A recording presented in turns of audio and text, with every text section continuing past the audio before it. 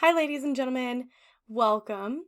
Today we are going to be talking about the elements of design. These are like the ingredients. Then in our next lesson, we're going to be talking about the principles of design. That's like the recipe for how you put them together.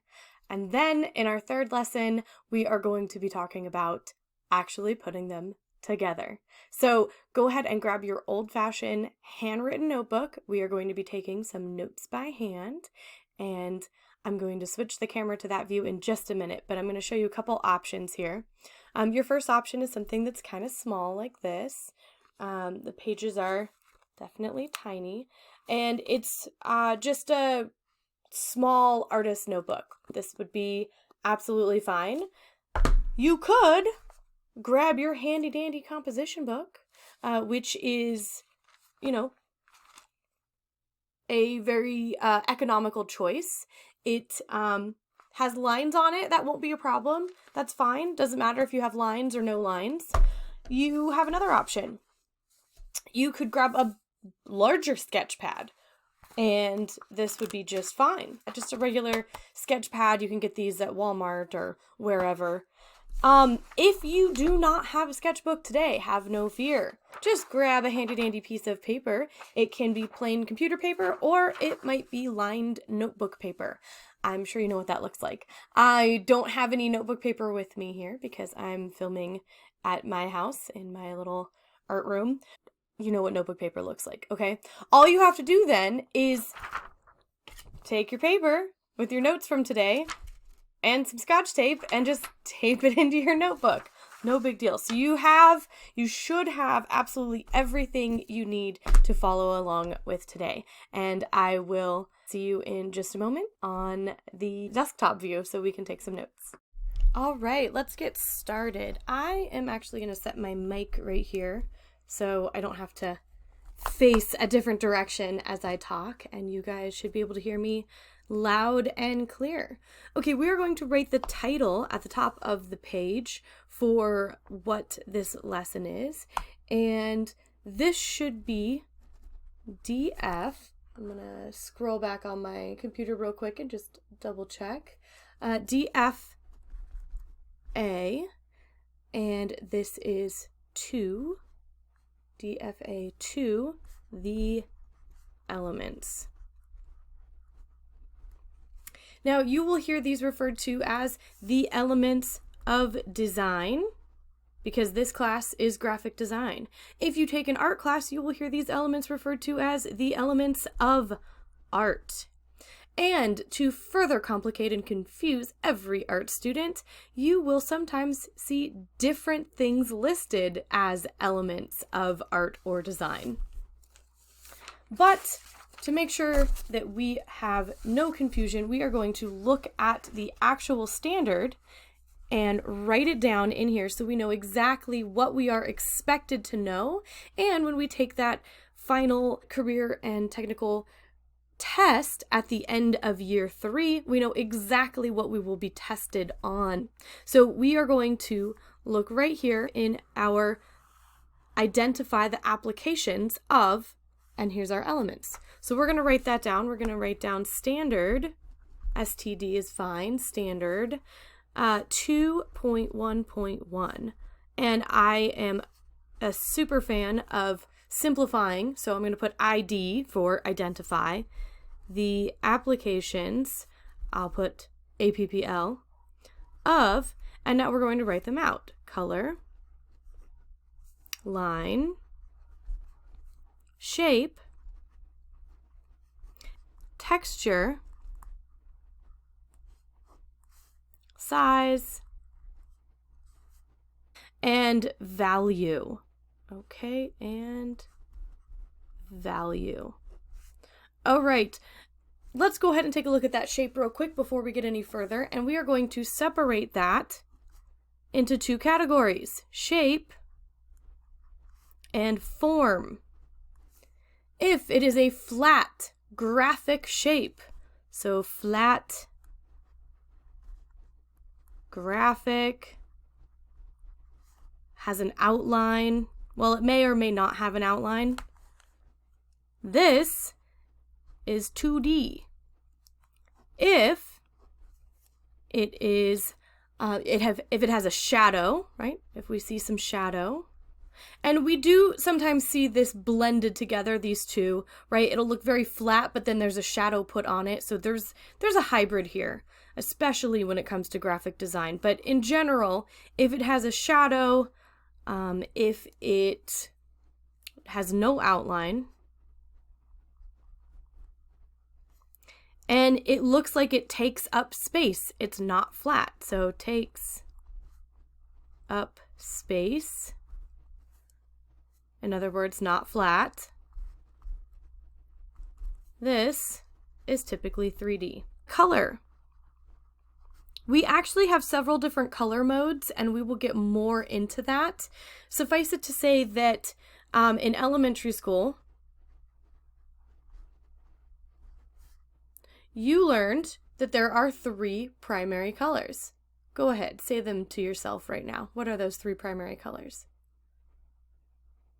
We've got blue, we have yellow, and we have red. Great. Now we're going to talk about if anything is being printed. So now you got to get blue, yellow, and red out of your mind. That's elementary school. Those are just like super basic, yo. We're moving on, all right? We're moving up in this world. And anytime you're working in the graphics or print industry, so anything that is printed, it is actually CMYK. Those are the primary colors for printed materials, meaning that you can blend these colors together and get any of the other colors possible. So that's cyan, magenta, yellow, and black. All right, I'm going to demonstrate this to you by sharing some of my printer cartridges. And if you have a printer at home, and don't worry if you don't, but if you do have a printer at home, you can look at the cartridges and see what colors there are. So you'll notice that I actually have 2 cyans. I have a cyan and a light cyan, and then I have a magenta and a light magenta, and then I have a yellow and black. So these 2 together are the C, the M, the Y, and the K. Now, most printers are going to have just these, right? Regular cyan, regular magenta, regular yellow, and regular black. And if they need to print something in a lighter tone, they just don't put as much ink down and they use the white of the paper. But when I was in art school, I bought what was a fairly fancy Epson printer at the time, at least for at home and for my budget. And it came with a light cyan and a light magenta. And the advantage of having these lighter colors in there is that you still get this rich saturation from the ink without having it be, you know, just less ink so that more white paper shows through. It's still laying down full color, full vibrant color. And so that's really nice. So that's just an example from your printer.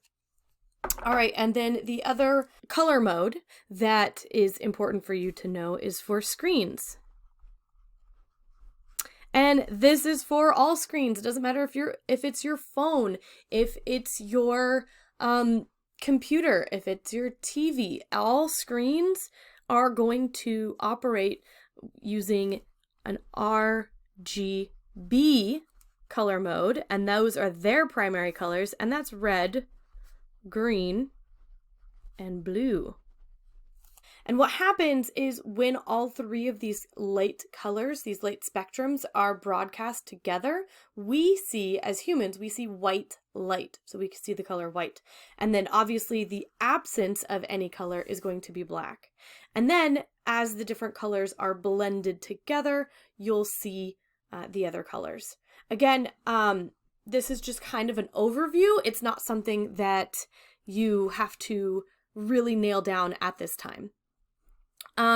There are other parts of color theory that you're going to need to know, and we can spend more time on that later, or you can look into that on your own. But there are different types of color schemes, so you'll need to know the word color scheme. and how color schemes are used in graphic design. So let's say used in design to communicate feelings. And let's see if I can just grab a couple markers here and give you an example of that. If you have some markers, go ahead and grab some. All right, so I've got a whole tub of markers here, and let's take out a red and a yellow. We'll stick with some very basic colors at the moment. So if I have red and yellow, and I make two color swatches, so a color swatch is just a little square of color, just to get an idea of the color. And if I put those two colors next to each other, this red and yellow, what kind of feeling does that give you? So we've got red and yellow. What it should communicate, or what it seems to communicate, what most people in the design community would agree on, is that it's a very corporate feeling. These colors haven't been changed much from their primary state, and so they're not very sophisticated. It's very basic. But if I were to use some different colors, maybe something like this. I'm just grabbing these random three colors. Not only are these three colors analogous, meaning that they're next to each other on the color wheel,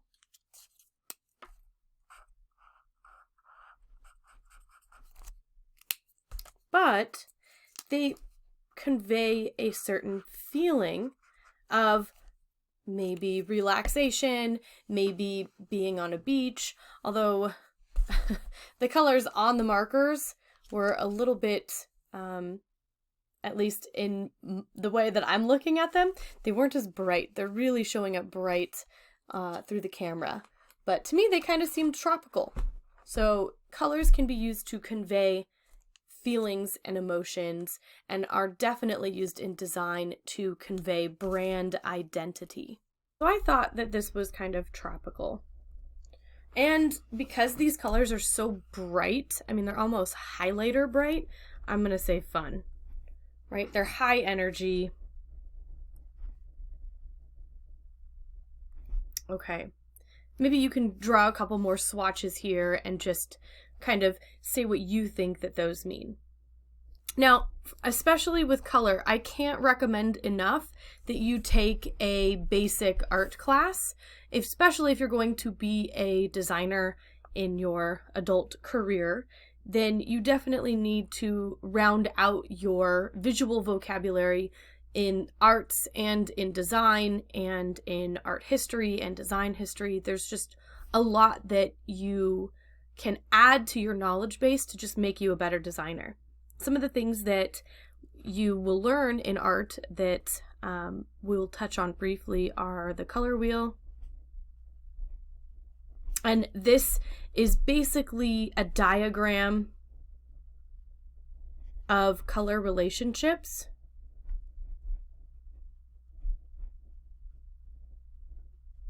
And you guys know what that looks like. You know, we've got the pie, and it's split up into different sections, and then we have the rainbow: red, orange, yellow, green, blue, and violet or purple. And colors that are across from each other on the wheel are complementary, meaning that they make each other stand out. They're like very high contrast. They're the most opposite. And so we'll say opposite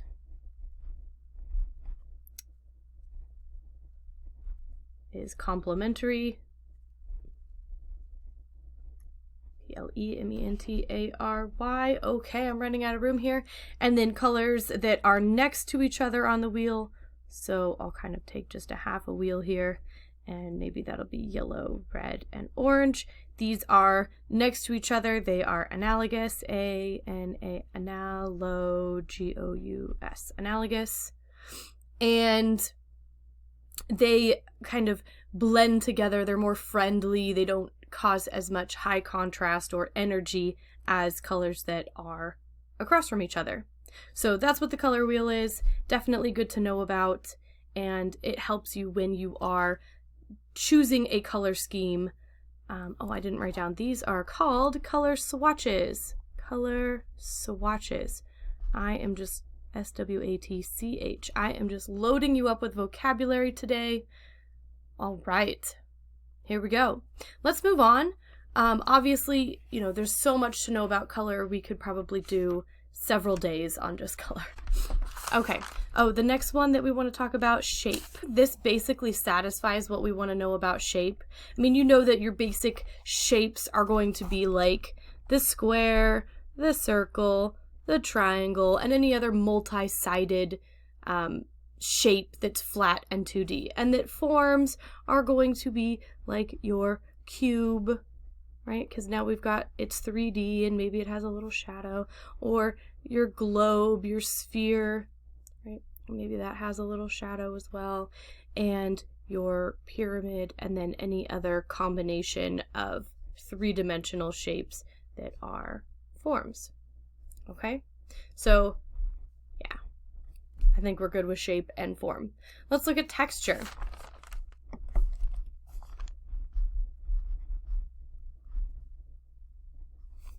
So in design, you're going to be using it when you decide whether to have a flat and smooth color, if you are going to be filling in some section of your design with a pattern that can create a texture, or maybe you're going to be using some sort of distortion that causes a lot of pixelation. So visual texture is how this is not going to be great grammar right now, so don't, you know, hold it against me. How it looks like it feels. And then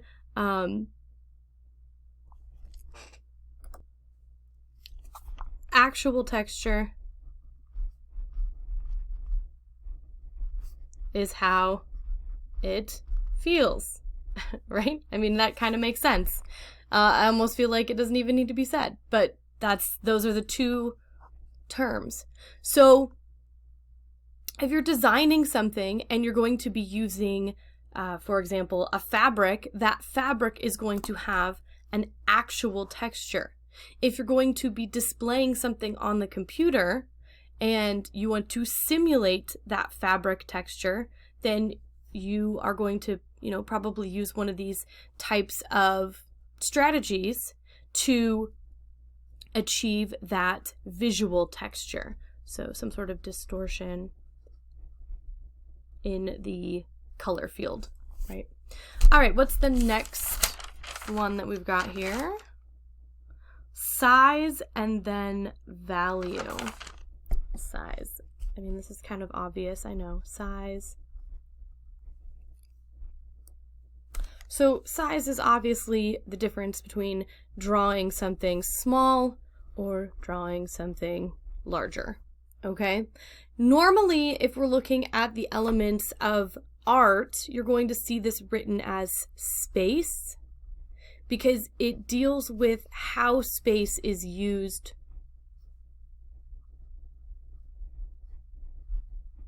in the design.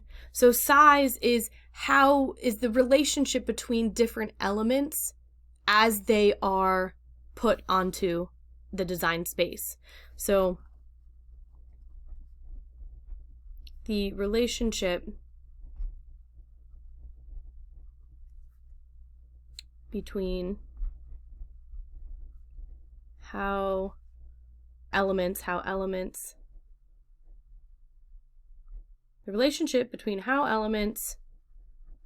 are sized in a design.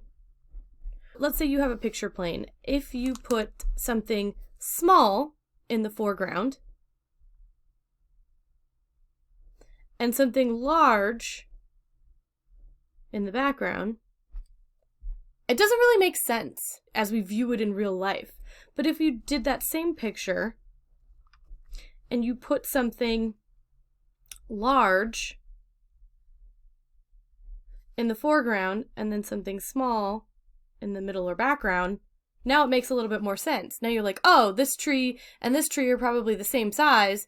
This one's just farther away. This one makes more sense in the real world as far as like trees, but this one you're like, that's not how trees work, so maybe it's like a baby and the mama.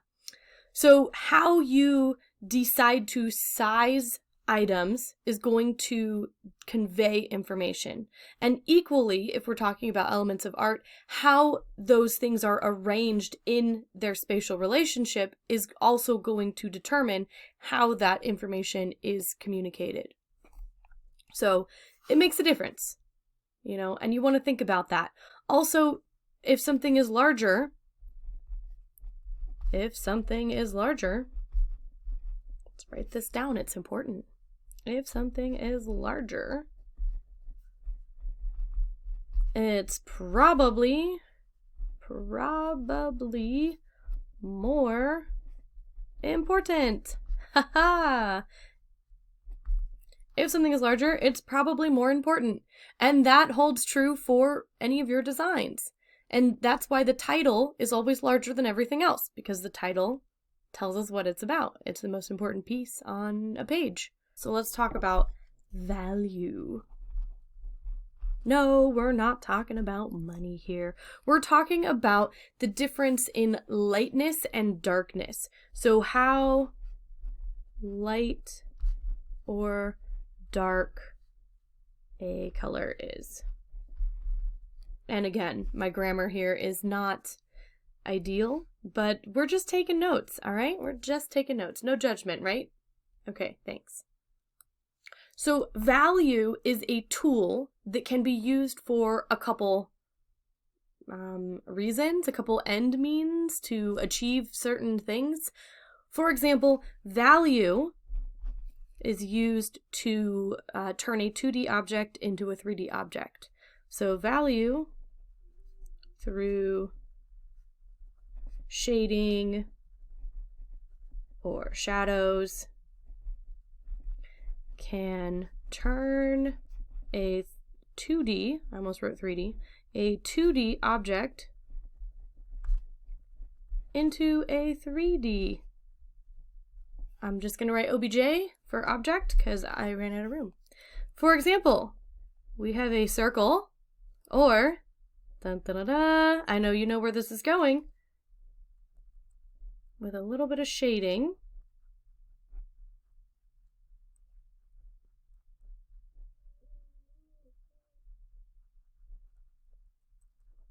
All right, come on, here we go.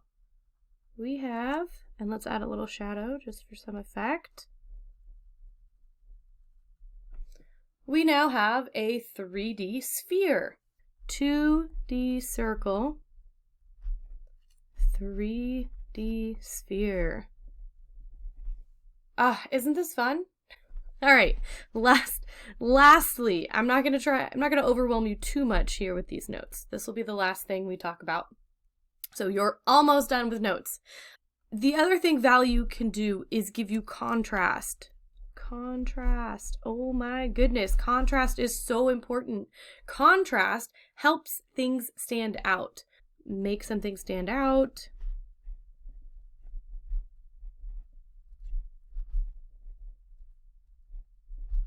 Contrast can help with atmospheric perspective, right? So if something is getting farther and farther away, there's something called atmospheric perspective, where basically there's air particles, other dust in the air, maybe there's clouds or smoke or things like that in the air. As things get farther and farther away, there's more particles in front of it, and it starts to lighten, actually.